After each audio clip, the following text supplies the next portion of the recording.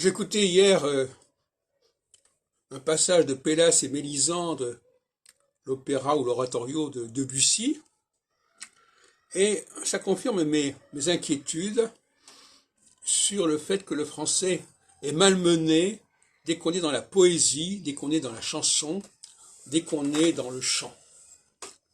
Par exemple, dans ce passage de Pélas et Mélisande, on entend tout le temps le ceci, le cela. Or, en français oral, sous la forme sophistiquée qui est la sienne aujourd'hui, on ne dit pas le ceci. On colle le L est un préfixe du mot suivant. On dit le changement. On ne dit pas le changement. Et donc, là, le français est complètement défiguré dans Pélas et Mélisande. Autant c'est une musique contemporaine, musique moderne à l'époque, autant cette façon de prononcer le français est extrêmement fâcheuse. Et j'ai déjà demandé que l'on développe l'idée que le français est une langue qui a une fluidité, où les mots s'enchaînent les uns des autres et ne sont pas des entités isolées, des unités isolées. Je ne sais pas si on prend conscience de cela, mais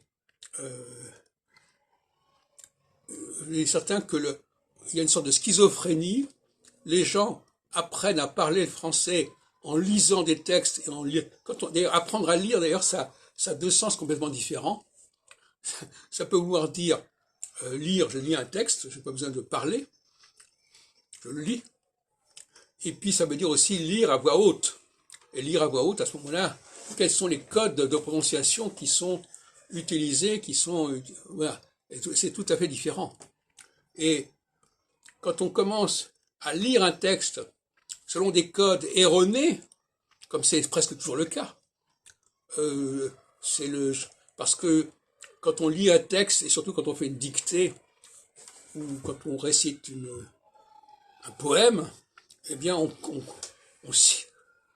passe de syllabe en syllabe de façon complètement artificielle, qui n'a rien à voir avec la langue parlée en France. Et puis je terminerai en disant que je suis un peu fatigué de ces gens qui se plaignent de l'influence de l'anglais sur le français, car le français a 100 fois plus d'influence sur l'anglais que l'anglais sur le français. Et j'ai l'impression que ça n'a pas été enseigné dans les écoles. De la même façon qu'en Angleterre, on n'enseigne pas sérieusement l'impact du français sur l'anglais. Donc là, il y a un problème qui est bien regrettable et ça n'a pas l'air de s'arranger. Il faudrait que le secrétariat à la francophonie, notamment, mette l'accent, développe des campagnes sur, la bonne prononciation du français,